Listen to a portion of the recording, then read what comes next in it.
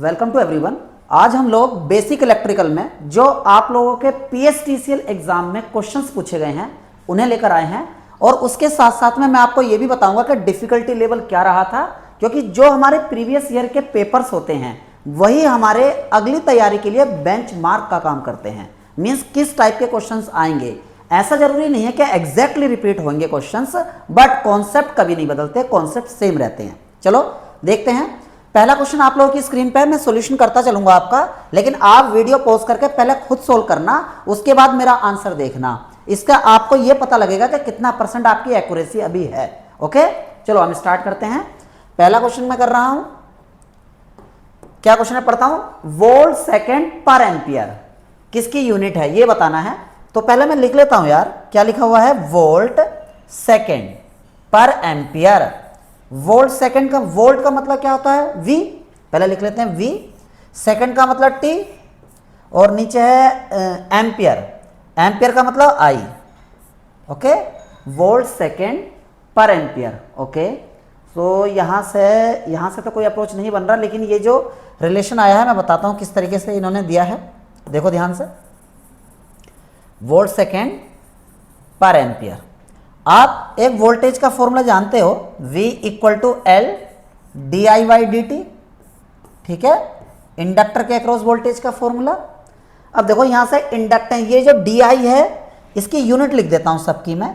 V की unit volt, L की unit मान लेता हूं X है यार, और D I means current, change in current means unit तो सेम रहेगी ना, एम्पियर, और नीचे टाइम है, टाइम मतलब सेकेंड।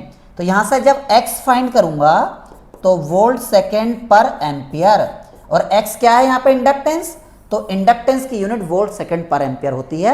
और ये बिल्कुल बेसिक टाइप का क्वेश्चन है, क्योंकि यार इसमें देखो हमें ये फॉर्मूला बिल्कुल पता होता है, V equal to L D I by D T, voltage across inductor. और मैं इसे ये भी कहता हूँ, जब मैग्नेटिकली कपल्ड सर्किट पढ़ाता हूँ, this is the formula for self induction. What is the self induction? When a current flowing in a coil induces EMF in the same coil, then this phenomena is said to be self induction। तो यहां answer क्या हो जाएगा, inductance हो जाएगा। Basic type का question है। Next चलते हैं आगे सेकंड क्वेश्चन की तरफ। अब ये देखो, calculate the angular frequency of sinusoidal wave in radian per second for a given frequency of 100 hertz. 100 hertz frequency दे रखी है नॉर्मल, और आपको एंगुलर फ्रीक्वेंसी पूछा गया है। तो एंगुलर फ्रीक्वेंसी का पहले मैं यूनिट लिख देता हूं, कलर चेंज कर लेता हूं। एंगुलर फ्रीक्वेंसी को ओमेगा से दिखाते हैं, और नॉर्मल फ्रीक्वेंसी को एफ से, तो omega equal to 2 pi F होता है। अब यहां ओमेगा पूछा मींस एंगुलर फ्रीक्वेंसी, तो 2 पाई, और एफ कितना गिवन है देखकर बताओ मुझे, 100, तो 100 यहां पुट कर दिया, तो कितना आ जाएगा ये, 200 पाई। यूनिट क्या होता है, रेडियन पर सेकेंड। तो ये आ गया आपका एंगुलर फ्रीक्वेंसी। कहीं गिवन है क्या 200 पाई, यस, तो ये हमारा आंसर हो जाएगा। बिल्कुल इजी था। तो ये आप लोगों का एग्जाम में पीएसटीसीएल जेई, और ये डेट भी मेंशन है कि किस एग्जाम में पूछा गया है। ठीक है, आगे बढ़ते हैं अगले क्वेश्चन की तरफ। देखो अभी कोई भी क्वेश्चन ऐसा नहीं आया जो ज्यादा डिफिकल्ट हो। अब बताओ, ये यूटिलाइजेशन का क्वेश्चन है, यूटिलाइजेशन ऑफ इलेक्ट्रिकल एनर्जी नाम से एक सब्जेक्ट पढ़ते हैं हम लोग, जो आपके जेई करिकुलम का पार्ट होता है, या किसी एई एग्जाम में पूछा जाता है। अगर मैं पीएसटीसीएल की बात करूं तो एई जेई दोनों में इसके क्वेश्चंस आते हैं। बिल्कुल सिंपल क्वेश्चन है, फेमस क्वेश्चन है। Resistance value of wet skin is, ठीक है, मतलब मानव शरीर का गीली अवस्था में रेजिस्टेंस कितना होता है, सिंपली अगर मैं बात करूं तो 1000 ओम। और यही अगर ड्राई कंडीशन होता तो उसमें हम लेते 1 मेगा ओम। ठीक है, ये वेट कंडीशन है। ठीक है, गीली अवस्था में इतना होता है, और अगर भीगा शरीर हो तो उसमें वो 1 मेगा ओम हो जाता है, 1 मेगा ओम। लेकिन यहाँ 1 किलो ओम होता है, लेकिन किलो ओम को हमने ओम में कन्वर्ट करके ऑप्शन दिया गया है, तो ये करेक्ट आंसर हो जाता है। वेट स्किन का रेजिस्टेंस इतना होता है, ड्राई का पूछता तो रेजिस्टेंस ज्यादा हो जाता है, 1 मेगा ओम। ओके, तो ये बिल्कुल सिंपल क्वेश्चन था थ्योरेटिकल, इसमें कोई एक्सप्लेनेशन की जरूरत नहीं है ज्यादा मैथमेटिकल। अब आगे बढ़ते हैं हम लोग, फोर्थ क्वेश्चन की तरफ बढ़ता हूं मैं। स्टैंडर्ड क्वेश्चन देखो, the RMS value of sinusoidal wave form represented by the equation. Equation given है, और ये किसकी इक्वेशन है, यहां गिवन है क्या, वोल्टेज या करंट, ऐसा कुछ मेंशन नहीं है, इसलिए यहां ऑप्शन में इन्होंने यूनिट नहीं लिखी है। तो मैं स्टैंडर्ड लिखता हूं, मैं मान लेता हूं ये वोल्टेज है यार, थोड़ी देर के लिए मैं ये मान लेता हूं सॉल्यूशन करने के लिए कि ये वोल्टेज गिवन है 200 रूट 2, उसके बाद है साइन ओमेगा टी, ओमेगा मतलब angular frequency, plus 30 degree. Okay, आगे बढ़ते हैं। तो यहां से कंपेयर करो स्टैंडर्ड फॉर्म से, V equal to V M sine omega T plus theta. अगर ये मैंने वोल्टेज माना है तो ये फेज हो जाएगी वोल्टेज की। दोनों को कंपेयर करो तो मैक्सिमम वैल्यू Vm कितना दे रखा है, कंपेयर करोगे तो मैक्सिमम वैल्यू 200 रूट 2 आ गई यार। उसके बाद आरएमएस वैल्यू क्या होती है साइनोसोइडल क्वांटिटी की, V R M S equal to V M by root 2। और यहां से Vm की वैल्यू कितनी हमने फाइंड की है 200 root 2 divided by root 2, root 2 cancel हो जाएगा तो 200 वोल्ट आ जाएगा। लेकिन इन्होंने मेंशन नहीं किया था कि ये वोल्टेज की इक्वेशन है या करंट की, इसलिए यूनिट से हमें मतलब नहीं है, इसलिए 200 आंसर कहीं गिवन है। Yes, C is the right answer. अब बताओ यार ये क्वेश्चन कोई डिफिकल्ट है क्या? बिल्कुल भी डिफिकल्ट नहीं है, इजी सा क्वेश्चन है। कहां पूछा गया था, डेट मैंने मेंशन कर दी है यहां पे। आगे बढ़ते हैं। द कैपेसिटेंस, अच्छा, the three capacitors each of 12 microfarad are connected in parallel. Total capacitance बता दिया यार। तो यहां देखो सॉल्यूशन, बिल्कुल सिंपलेस्ट क्वेश्चन है ये। देखो 3 कैपेसिटर हैं और पैरेलल में है, पहला, ये दूसरा, ओके, और ये तीसरा। यहाँ पैरेलल में मैंने कनेक्ट कर दिए हैं और यहाँ से आपसे पूछा कि इक्विवेलेंट कैपेसिटेंस बता दो, और हर एक की वैल्यू कितनी गिवन है 12। इसकी 12 माइक्रोफैरड, इसकी भी 12 माइक्रोफैरड, इसकी भी 12 माइक्रोफैरड।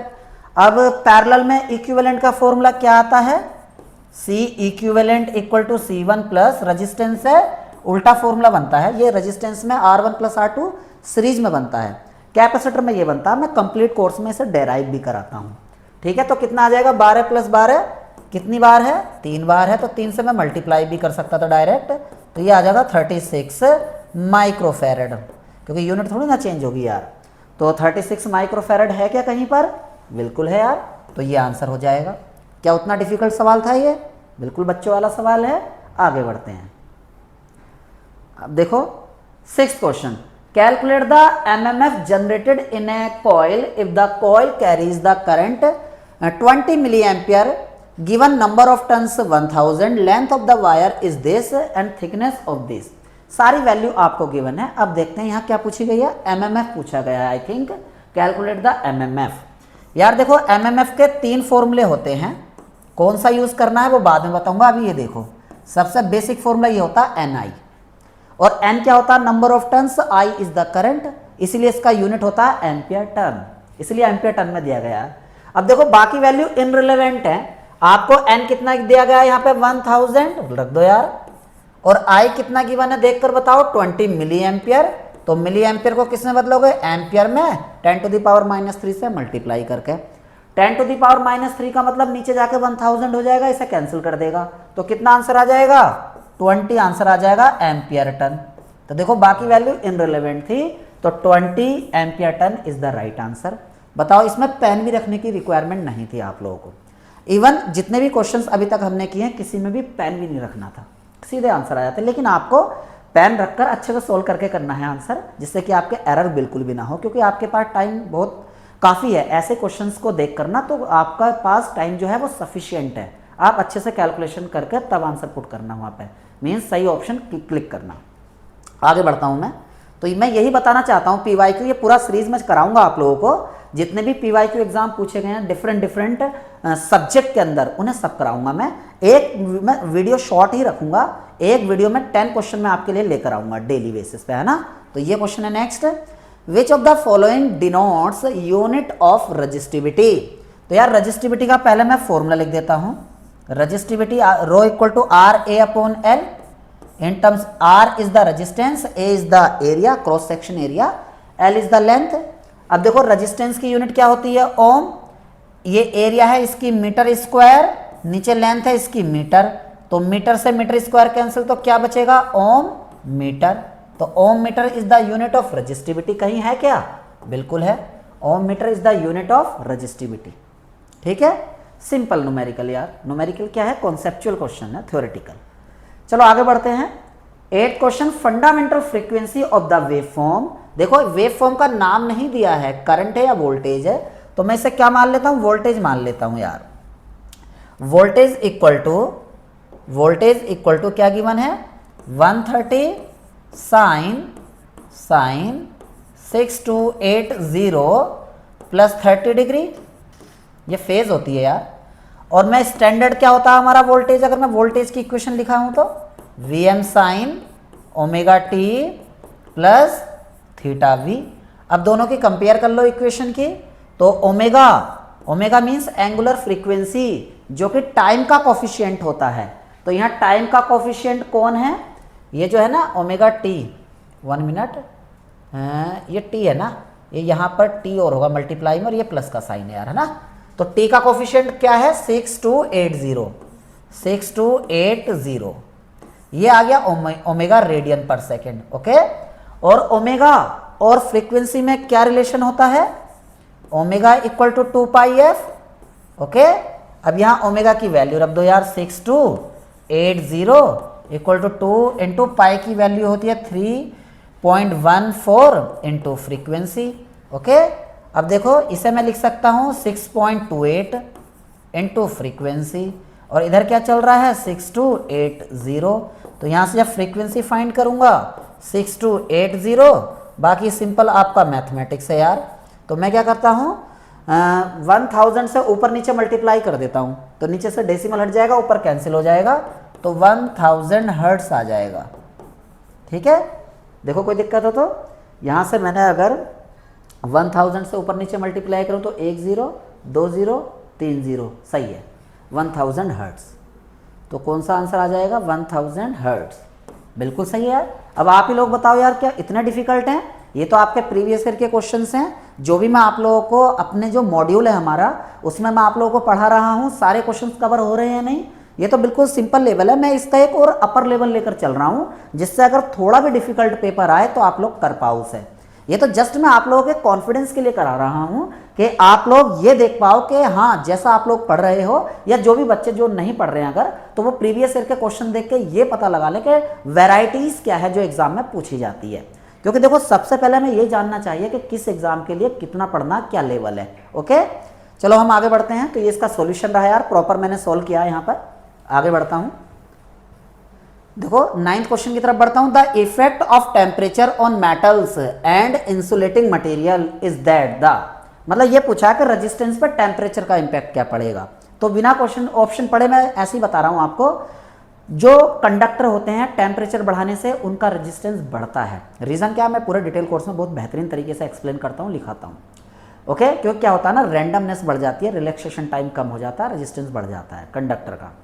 बट सेमीकंडक्टर के अंदर, अगर मैं सेमीकंडक्टर की बात कर रहा हूँ, हालांकि इसमें इंसुलेटर पूछा है, सेमीकंडक्टर के अंदर टेम्परेचर बढ़ाने से कोवेलेंट बॉन्ड ब्रेक होते हैं, चार्ज कैरियर बनते हैं, उनकी रेजिस्टिविटी कम हो जाती है, कंडक्टिविटी बढ़ जाती है सेमीकंडक्टर के अंदर। इंसुलेटर के अंदर क्या होता है, इंसुलेटर के अंदर टेम्परेचर बढ़ाने से रेजिस्टेंस कम होता है। तो टेम्परेचर बढ़ाने से जिन मटेरियल का रेजिस्टेंस बढ़ता है उन्हें पीटीसी कहते हैं, पॉजिटिव टेम्परेचर कॉफिशिएंट, और टेम्परेचर बढ़ाने से जिन मटेरियल का रेजिस्टेंस कम होता है उन्हें एनटीसी कहते हैं, नेगेटिव टेम्परेचर कॉफिशिएंट। देखते हैं रेजिस्टेंस ऑफ बोथ डिक्रीज, क्या बोला था, इफेक्ट ऑफ टेम्परेचर। ओके, मतलब टेम्परेचर बढ़ाने से क्या होगा ये पूछा गया है। Resistance of metal increase and that of insulating material decrease, yes, तो बी आंसर हो जाएगा। हालांकि यहाँ इन्हें मेंशन करना चाहिए था कि टेम्परेचर बढ़ाने से क्या होगा, लेकिन कोई नहीं, अंडरस्टूड है ये चीज़ कि the effect of temperature on metal and insulating material is that the, तो ये बाय डिफॉल्ट यही मीनिंग है इसकी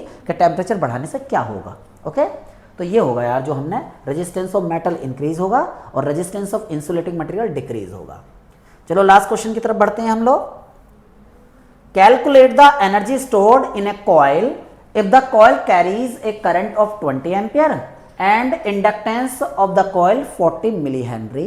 तो देखो इंडक्टर जो एनर्जी स्टोर करता है वो मैग्नेटिक फील्ड के फॉर्म में करता है। फॉर्मूला क्या होता है, हाफ LI²। तो एनर्जी स्टोर का फॉर्मूला यू से मैं दिखा देता हूं, 1/2 LI²। अब मैं वैल्यू पुट करता हूं यार, L कितना गिवन है, इंडक्टेंस हाफ, L का मतलब 40 × 10⁻³ I कितना है 20 तो 20 का स्क्वायर तो मैंने 20 दो बार लिख दिया यार। अब देखो 1 0 2 0 3 0 से 10 टू द पावर -3 उड़ा दो, यहां से 2 बचेगा, 2 दूनी 4 चौक 16, 16 का आधा कितना 8 जूल। तो गिवन है क्या 8 जूल? बिल्कुल गिवन है यार। तो आंसर हो गया आपका सी। तो यार बताओ ये 10 क्वेश्चन मैंने सोल्व किए हैं, कहीं भी ऐसा आपको लगा कि डिफिकल्टी लेवल है तो आपको ये सेशन कैसा लगा आप कमेंट बॉक्स में लिख सकते हैं। और किसी भी क्वेश्चन में अगर आपको और फर्दर डिटेल्ड एनालिसिस चाहिए, हालांकि रिक्वायर्ड नहीं है जैसे जिस टाइप के क्वेश्चंस हैं, बट फिर भी अगर आप लोगों को चाहिए तो वो भी कमेंट बॉक्स में आप पूछ सकते हैं मुझसे। और हमारा मॉड्यूल स्टार्ट हुआ है पर्टिकुलरली PSPCL में जो 622 वैकेंसी आई हैं। अगर आप लोग चाहते हो कि मेरे साथ जुड़कर आप अपनी पूरी तैयारी बेसिक से एडवांस लेवल करो और इस 622 वैकेंसी में अपना सिलेक्शन श्योर करो, तो आप जो गूगल फॉर्म गिवन है उसे फिल कर सकते हैं और जो गिवन नंबर है उस पर कॉन्टैक्ट कर सकते हैं। All the best.